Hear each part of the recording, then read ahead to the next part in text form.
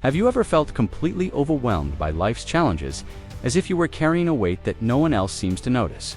You wake up each day, handle your responsibilities, and keep moving forward. But inside, something feels heavy. Maybe it is loneliness. Maybe it is betrayal. Maybe it is the quiet pain of being misunderstood by people who never see the effort you make. This kind of suffering is difficult because it is invisible.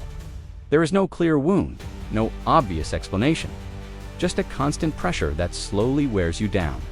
At times you may wonder if something is wrong with you. Why does life feel harder for you than it seems to be for others? Why does the weight never fully go away? What if the problem is not that you are weak? What if the problem is that no one ever taught you how to suffer correctly? Most people are never taught how to face pain. They are taught how to avoid it. They distract themselves. They chase comfort. They numb their emotions and hope the discomfort fades on its own.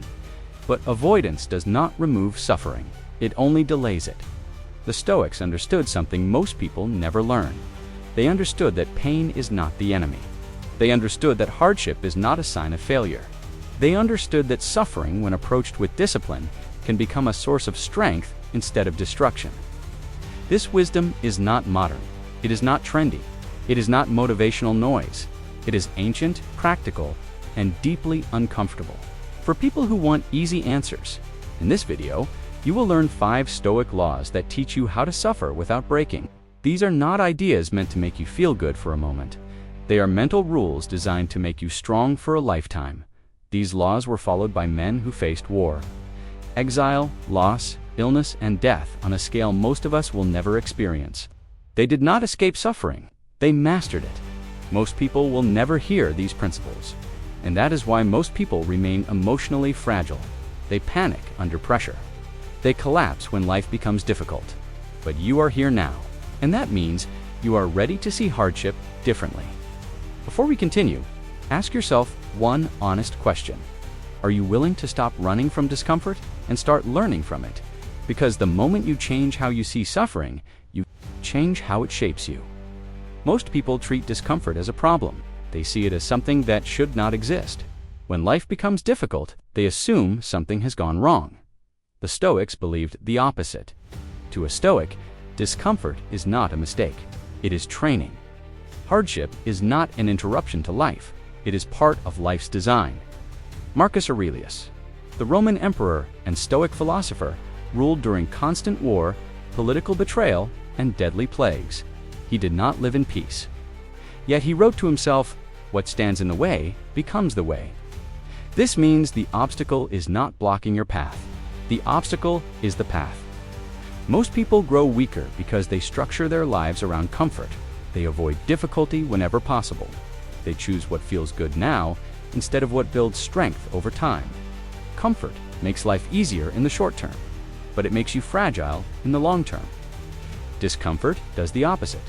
It exposes your weaknesses. It forces adaptation. It demands growth. Think of your mind like a muscle. A muscle that is never challenged does not grow. It becomes soft and weak. But when it is placed under resistance, it adapts. It becomes stronger. The Stoics did not seek pain for its own sake. They were not obsessed with suffering, but they refused to run from it. They understood that voluntary discomfort builds tolerance for involuntary hardship. This is why Stoics practiced small acts of discipline, cold exposure, fasting, silence, simplicity, not to punish themselves, but to remind themselves that discomfort is survivable. You can apply this law today. Choose one small discomfort and face it intentionally. Wake up earlier than you want to. Have the difficult conversation you have been avoiding. Sit with boredom instead of reaching for distraction. These actions train your nervous system to remain steady under pressure. Over time, discomfort stops. Feeling like danger, it becomes familiar. And familiarity removes fear. Most people avoid discomfort because it feels unpleasant in the moment. The Stoic understands that avoiding discomfort creates far greater pain later. Strength is not built in comfort, it is built in resistance. And this is the first law. Suffering breaks those who resist it, but it strengthens those who train within it. One of the greatest sources of human suffering is the need to control what was never ours to control in the first place. People exhaust. themselves trying to manage outcomes, other people's behavior, and circumstances that exist far beyond their influence. When reality refuses to cooperate, frustration turns into anger, anxiety, or despair. The Stoics recognized this pattern clearly, and they dismantled it with a single principle known as the dichotomy of control. This principle draws a firm line between two categories: what is within your control and what is not. Epictetus, a former slave who became one of the most influential Stoic philosophers, explained it simply. Some things depend on us, some things do not. Your thoughts are within your control. Your judgments are within your control. What actions are within your control. But outcomes are not. Other people are not. The past is not. Chance, loss, and sudden change are not. Most people suffer because they fight this reality. They argue with what has already happened. They demand that life behave differently, and when it does not, they feel powerless. The Stoic chooses a different response. Instead of wasting energy on what cannot be changed, the Stoic concentrates fully on what can. This shift restores a sense of agency even in the most difficult situations. Imagine losing something important to you: a relationship, a job, a sense of direction. The initial pain is unavoidable, but the prolonged suffering often comes from mental resistance. Thoughts like "this should not have happened," or "this ruined everything."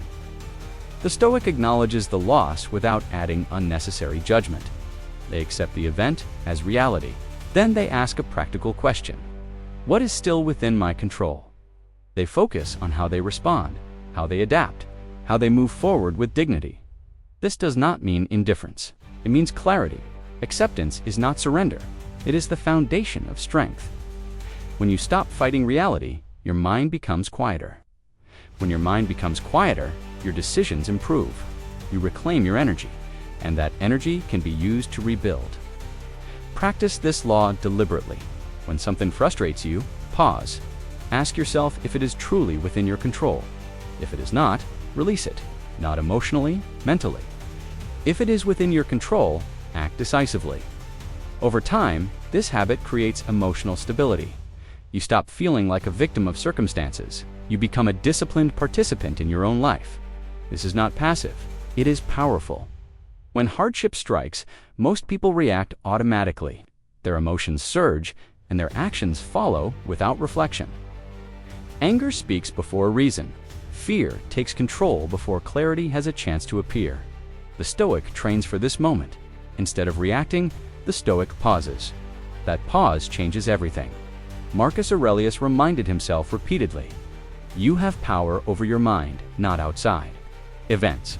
This statement is not motivational. It is instructional.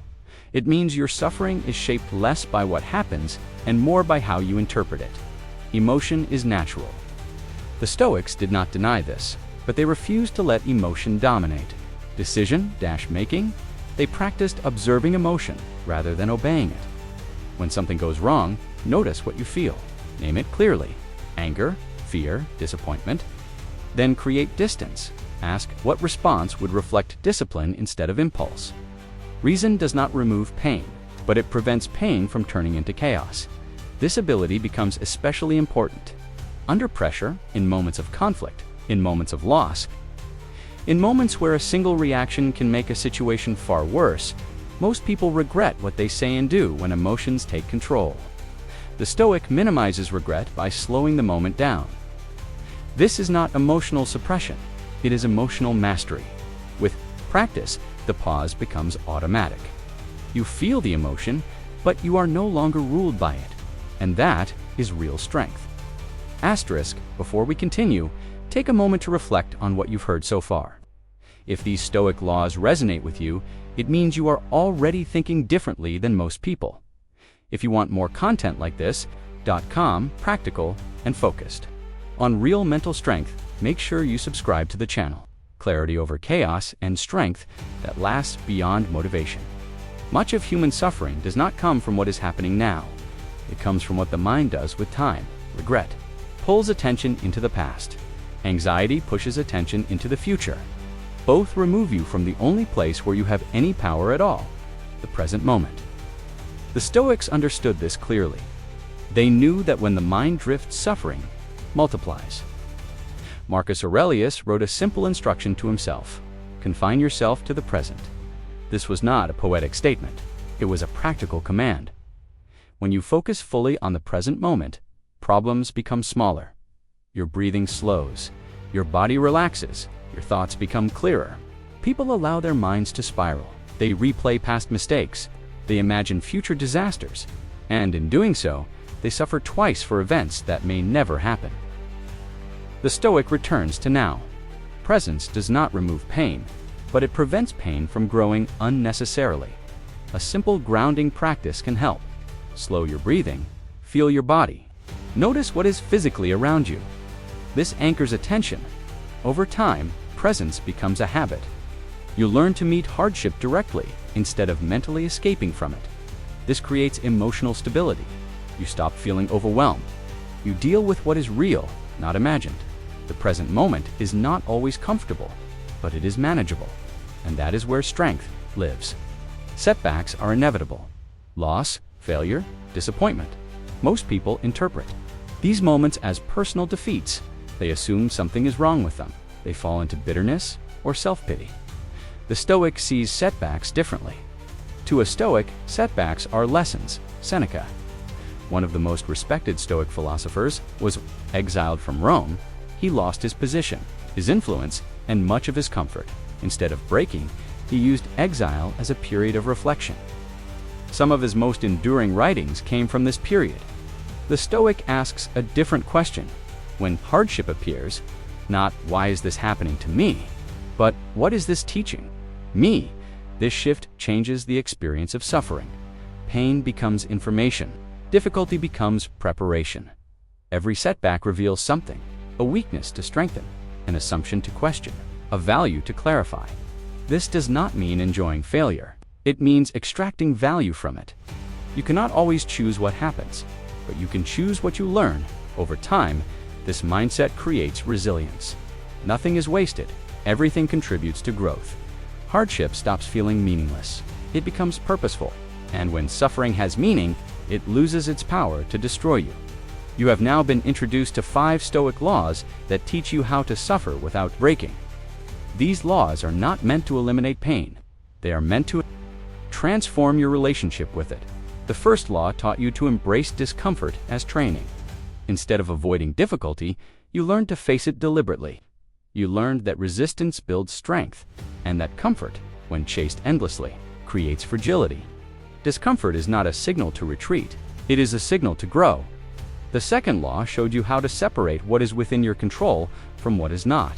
You learned to stop fighting reality and start directing your energy wisely by releasing what you cannot control and mastering what you can. You reclaim your sense of power. You stop feeling like life is happening to you. You begin to participate in it with intention. The third law reminded you to respond with reason instead of emotion. You learned the value of the pause, that brief moment of awareness where impulse is replaced with clarity. This is where discipline is formed. This is where regret is prevented. This is where calm becomes strength. The fourth law brought you back to the present moment. You learned that much of suffering comes from living in times that no longer exist or have not yet arrived. By anchoring yourself in now, you reduce unnecessary mental weight. You face what is real instead of what is imagined, and this makes even difficult moments manageable. The fifth law taught you to turn setbacks into instruction. You learned that failure does not have to be final. Loss does not have to be meaningless. Every hardship carries a lesson, if you are willing to look for it. When suffering has meaning, it no longer controls you. Together, these 5 laws form a system, not a philosophy meant to be admired, but a framework meant to be lived. Did not promise happiness without struggle, they promised strength within it. They understood a hard truth most people avoid. Life will test you. Pain will arrive uninvited, and comfort will never last. But you are not powerless. You do not need to be crushed by difficulty. You do not need to fear suffering. You do not need to break when life becomes heavy. You can endure. You can adapt. You can grow stronger through what you face. Remember this affirmation. Say it to yourself when life becomes difficult. I am not broken by hardship. I am shaped by it now. Here is my question to you. Which of these 5 Stoic laws will you begin? Practicing first, will you start by embracing discomfort, by controlling what you can, by slowing your reactions, by returning to the present moment, or by reframing setbacks as lessons? Write your answer in the comments. Your response may help someone else who is silently struggling right now. If this video gave you clarity, subscribe to the channel. This is a space for people who value discipline over distraction, calm over chaos, and strength that lasts longer than motivation. New videos are released regularly for those who want mental resilience, emotional control, and practical wisdom for real life. And if you know someone who needs this message, share it with them. Sometimes the right words at the right moment can change a life. Stay steady, stay disciplined, and remember this: suffering does not break you. Avoiding growth does.